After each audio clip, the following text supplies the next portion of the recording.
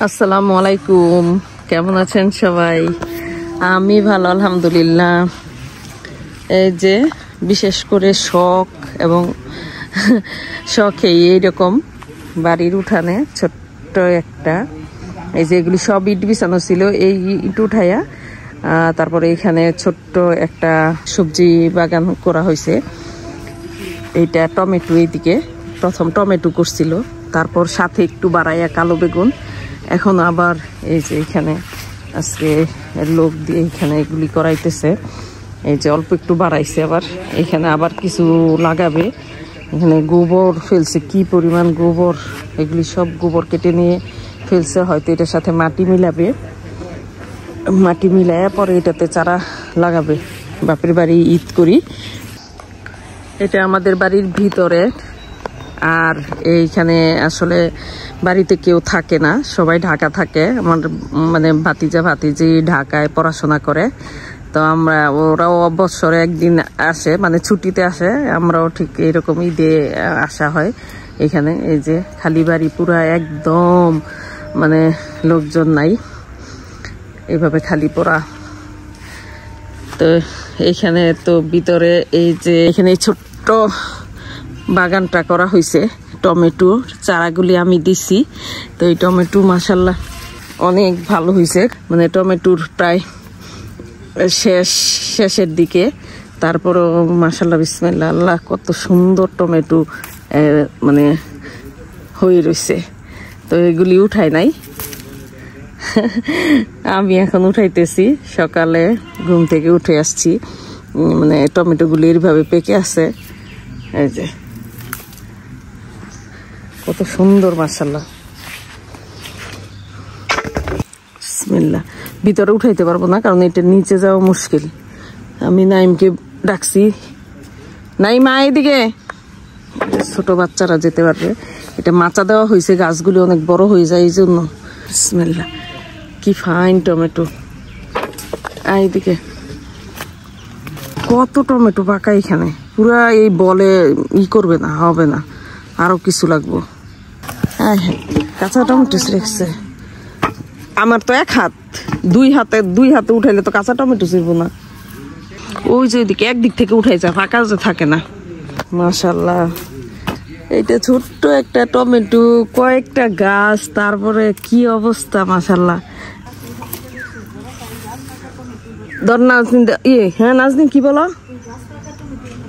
হ্যাঁ এই ধর নাই, এগুলি খাওয়া সম্ভব না, কি পরিমাণ টমেটো এবার হয়েছে।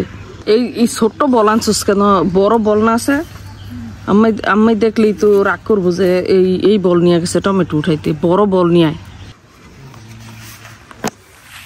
এক বল ভরে গেছে, আবার দুইটা নিয়ে আসছে, কারণ আরো মাশাআল্লাহ অনেকগুলি আছে। এত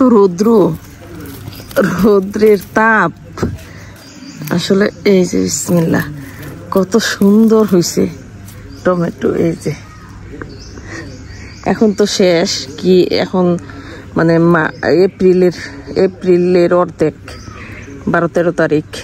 তো তারপরেও মাশাআল্লাহ টমেটো এখনো কত সুন্দর, মানে যেমন ফ্রেশ টমেটো একদম, কত সুন্দর টমেটো। যদি সিজনে তো আরো বেশি সুন্দর হয়। তো আমারটা একটু মানে দেরিতে লাগানো হয়েছে, চারাটা আর একটু আগে লাগানো দরকার ছিল। একটু আগে লাগানো বলতে মানে শীতের সিজনে যদি লাগাইতো আর কি, পারফেক্ট টাইম যেটা থাকে, তাহলে এই টমেটো, এই ক্ষেতের টমেটো মানে প্রচুর, অনেক বেশি টমেটো হইতো। মাচাটা এত সুন্দর হয়েছে মাশাআল্লাহ। এখানে গোবরের পরিমাণ বেশি দিয়ে ফেলাইছেন না? হ্যাঁ মা, হ্যাঁ মাটি দিবেন এটার উপরে। আচ্ছা, এই গোবরগুলি কোত্থেকে আনছেন?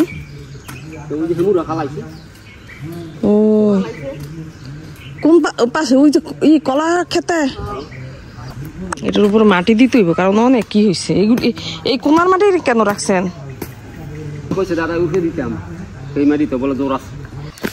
কয়েকটা কাঁচা টমেটো উঠাই নেই, নিয়ে যাওয়ার জন্য এগুলি।